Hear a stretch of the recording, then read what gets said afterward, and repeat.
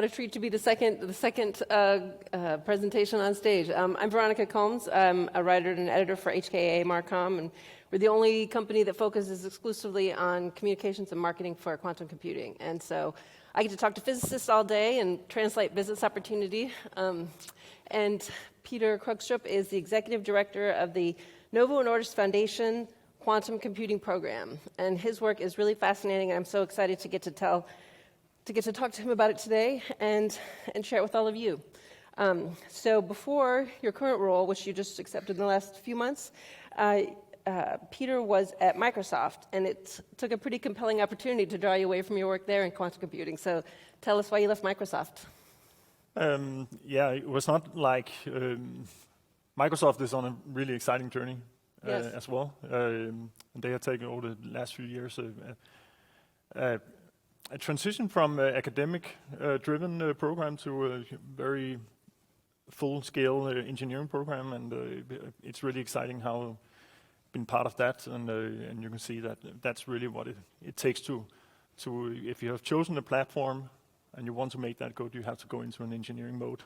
Yes. And that's what Microsoft is doing. So that's the only thing that could take me away from that. It was something like what I was offered here with that they come and say, would you like to lead a 12-year program where you have time to make a proper strategy and also with significant funding and with an aim to enable the development of fault-tolerant quantum computing. So that was it didn't take me a long time, of course. To say yes, yes. So the Niels Bohr Institute is at the University of Copenhagen, and Niels Bohr won a Nobel Prize in 1922 for his work in quantum mechanics, and the institute has been at the university since 1921. And so the NovoNordis Foundation came to the university and said, we want to fund this computer, and this is where it's going to be. Right? Yeah, so that was also one of the reasons why I said yes, because I think it's amazing what you see here in the picture here is basically the mecca of quantum mechanics. That's the birth of the formulation of quantum mechanics, the interpretation. So all the things that was a lot of the things, let's say that, which we are trying to build technologies out of today is based on the work done at this institute here. We see the small campus here. The reason why we call it the old Niels Bohr Institute is because it's part of the university and there's other physics locations across the park. But this is really where quantum mechanics started being formulated from Niels Bohr, Heisenberg, Schrödinger, Fermi. All the guys had extended stays here. So that's having a chance to make a quantum 2.0 here is amazing. And you can see the area where we will build the center for the program is listed in this yellow dotted line. Yes. And so the NovoNordis Foundation is the parent organization for Novo Nordisk, which makes 50% of the insulin in the world. And their focus, the Novo Nordisk, the drug maker, is diabetes and blood disorders, I think. And so, but the foundation is the parent of the other company, and they're the ones that want to make a computer for life sciences, a quantum computer for life sciences work. Yeah, so NovoNordis Foundation is one of the biggest foundations in the world. Actually, I think maybe the biggest one. And they have some focus areas in health, sustainability, and life sciences. And especially in the life science area, they have seen a bigger impact from computing technologies and the importance of being able to compute these complex chemical and biological systems. And they have been following the quantum computing area, and they are getting more and more into, and they really see a big potential there. So that's because of them. Then they are going into this with this program. And so the NovoNordis Foundation Quantum Computing Program has lots of parts to it, and you'll be focusing on hardware and software, as well as collaboration with other organizations. Yeah, so what you see here in the slide here is we have divided just for the structure to make some kind of organization and structure out of it. We have divided into 3 buckets, but everything depends on each other. And if we want to build a computing technology for a certain application, then you have to be connected from the quantum chip all the way up to use cases. And we have, as you can see here, we have divided into quantum processor technologies, which we haven't chosen a platform yet. That will come later, as you will see in one of the next slides. And then all the challenges about scaling the technology and scaling it after a certain type of applications and algorithms. And that has to be connected in a good way if we are application driven.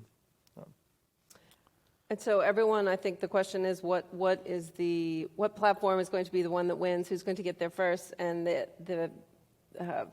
your quantum computing program is taking an interesting approach to that. So you're starting with photonic, superconducting, and spin qubits as a way to at least launch your program, right? And so I think it's really interesting the way you're trying to decide what to start with, I think. So if you could tell us about that, that'd be great. Yes, those the 3 platforms you mentioned there is all solid-state platforms, and it's not like we have chosen it has to be solid-state, but that's where we can see that if we want to build a foundry that can build quantum chips with the quality needed, and right now there's pros and cons with all the different type of candidates, qubit candidates today. But one thing we can see, we need better tools. We need atomic scale precision. It's something that's common for all the different, especially the solid-state platforms. And it doesn't seem like, to me at least, and also the program, that we have the tools for that. So the quantum foundry, as you can see here, is something we have put into the program, which is a focused effort on building the tools needed for atomic scale precision of the quantum plane. So you can build up the quantum plane. And the reason why we chose these 3 platforms is because we would like to build the tools after certain requirements. And these 3 platforms are very diverse, so we have a big effort around if we can build these things and also eventually maybe make some hybrid qubit platforms where we can combine the pros rather than adopting all the cons. That will also be a benefit here. But we really go into this with an effort on improving the quality. And if you see the semiconductor industry today, that's dominated by very few players having access to the right tools built by, for example, ASML. And we don't really have that in quantum yet. And that's and even though the requirements for building quantum computing technologies are different than a semiconductor-based transistor network, at least the requirements are not less in terms of purity and structural perfection if we want to go all the way to a quantum fault-tolerant quantum computer. So that's where we think we can do a big impact in the ecosystem. So you're building the tools for the foundry to build whatever the chip or the solid-state product looks like. Exactly. And the way you have it structured, it seems like even if photonic, superconducting, and spin don't end up as the dominant platform, your tools would be able to support whatever. Yeah, we think that will give us at least a very broad and agile way of fabricating, also with a more bottom-up approach than top-down. Yes. So I think I was listening to Matt's remarks before ours, and he said, we're at a critical opportunity to drive business value while setting yourself up for quantum advantage. And it feels like that's what this program is trying to do, put the tools in place. You have, obviously, with all the students and PhDs at the Niels Bohr Institute, there's lots of talent to draw from, so that part is taken care of. And so that brings us to the timeline of the project. I think we have one more slide. Yes, which seems very aggressive, but somehow seems possible at the same time. Yeah. So tell us about your plans for the next 12 years. Yeah, it is super ambitious, and we cannot do all. We cannot reach the mission accomplishment, which is solving life science problems that cannot be solved with the supercomputers today. That's of course extremely aggressive, but this is we will also be successful if we can deliver components to someone that actually reach our mission. Then but we want to be in control in the way that we want to have a connection to all the different areas in the ecosystem, so we feel like we are contributing and organizing after our mission. It could be that we build the quantum computer at the end that's the hardware and the algorithm and everything is built in our own program. But I think that's probably unlikely because it's so ambitious and so enormously, it needs so many people get on board. We have divided into 3 different phases. There will be the preparation phase, which we have set for 2 years. And as a sort of old Niels Bohr Institute, you don't just go in and build a world-class quantum engineering program there. From day one, it takes some time to make that ready. But we think we are ready for phase 1 in 2025. And that first phase will really be about identifying a suitable platform for fault-tolerant and quantum computing. And we really want to leverage from already established knowledge at the institute and also ecosystem and collaborators and help them build the tools and chips they need. So we at some point can flip the coin and say, okay, now we go into more engineering mode and really try to scale this technology to fault-tolerant quantum computing. And here we really think it's practical commercial applications. And you'll be developing hardware and software at the same time on parallel tracks? Yeah. Together with the ecosystem, of course, because we cannot develop everything ourselves. Even though we have big funding, then it's not enough to do everything ourselves. So we are very open for collaborations. Collaboration has always been part of the Institute as well since its founding. It's been a place for scientists to gather and trade ideas. Exactly, yeah. So that's the kind of the DNA of the Niels Bohr Institute, yeah. So we want to take that further. I was talking to the Niels Bohr Institute leader, Jan Thomsen, just before I came here, and we were into Niels Bohr's old office. And he has and it's standing exactly as when he left it 55 years ago. Oh. And they was counting that around 40 Nobel Prize winners have been sitting around that table before they got the Nobel Prize. Oh, wow. That was quite amazing. So if you want the Nobel Prize, anyone, then go to the Nobel Prize and sit around the table. And do you have any, it's early to talk about use cases, but is the foundation giving you any guidance in terms of what life sciences problems or use cases they're interested in you working on first? Not at this stage, but I can imagine that as we get started, especially in the application algorithm area, they will have inputs, and they also have an R&D, the Novo company, not the foundation, but the company that has an R&D division that looks at different use cases also, and so on. They will be part of the ecosystem for sure. Right. But they are not dictating what we should do. That's the kind of boss you want to have. Yeah. So hardware, software, 12 years, right, to get to a fault-tolerant, support the development of a fault-tolerant computer focused on life sciences. Right. That's your readout. Okay. Yes. Yeah. I think we have a little bit of time for questions. If anyone has a question for Peter or the Institute or the NovoNordis Foundation. Questions? No questions?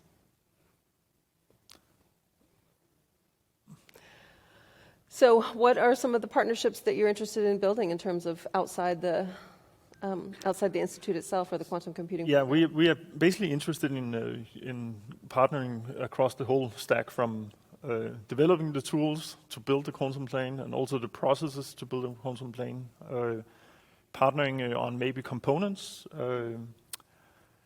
flip chip technologies, cryo-CMOS technologies, everything that's needed, that might be needed for scaling to fault-tolerant quantum computing.